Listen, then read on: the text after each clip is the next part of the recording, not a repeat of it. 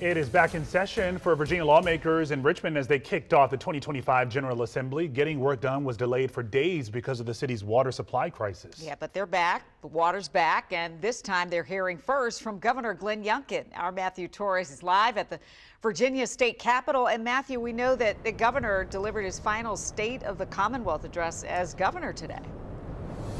Leslie, that's right. And in his last address, he made it clear he wants amendments to the budget, which would include tax relief. But in order to get his proposals passed, he needs support from Democrats who control both the House and Senate. And the same thing is for the Democratic Party. They also need Youngkin's support, especially last year when they saw the most bills vetoed by any governor in Virginia's history.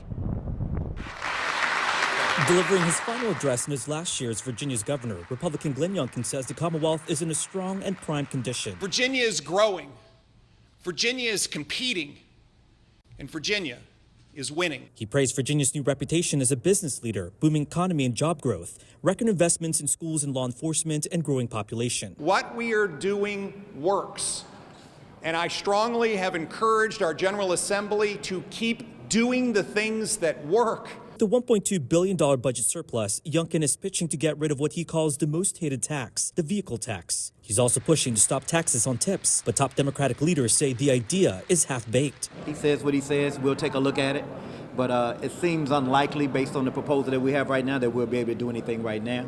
Bipartisanship is once again being tested this year with Democrats in control of both chambers. Last session, Youngkin was resistant to some of their key priorities, including a marijuana marketplace. He's not willing to budge again this year. We need to move forward and work on things that I believe we can find common ground on. Democratic Senate Majority Leader Scott Servell of Fairfax County isn't convinced Youngkin can find a common ground, especially after he criticized the already passed Virginia Clean Economy Act.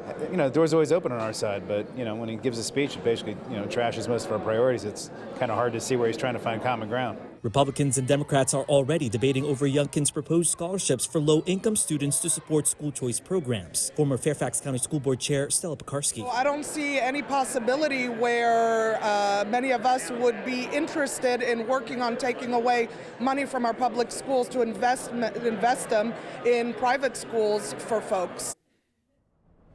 Now, there are plenty of legislation that has received bipartisan support. We also talked about when it came to mental health, the fentanyl crisis, as well as education, of course. And now this year, they will be talking about even where drones can go to, especially with the scare that we saw in the Northeast recently.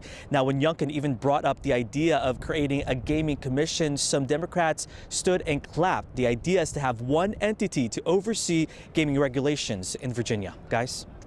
Matthew, another topic of conversation, you heard quite a bit about this, is this push for better maternal health care, and it sounds like everybody seems to be on the same page about it. Yeah, that's another big takeaway here today, especially for Democrats. They've already introduced what they're calling a momnibus bill to address maternal health, to reduce the amount of mortality rates, as well as address the disparities within the Black community. Now, Governor Glenn Youngkin has also talked about having the budget reflect $4 million more to help address these issues. But today, Democrats kind of addressed why Youngkin is really pushing hard on this year. What's important is that women who are giving care, who are expecting, get the proper health care. So I am glad that his eyes are finally open. He has taken it on as a political issue, as his own issue, but he still has not addressed the issue of the disparity.